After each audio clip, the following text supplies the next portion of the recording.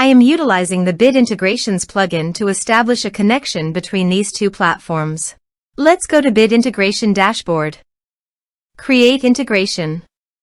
Search and select Beaver Builder. Select a form. Next, search and select an action. WooCommerce. Connect. Next, select a module.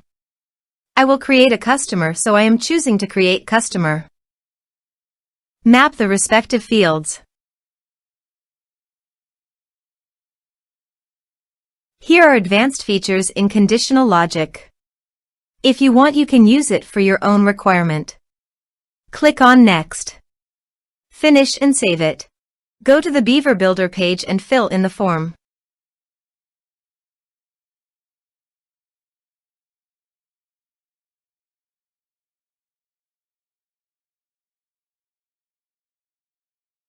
Submit it.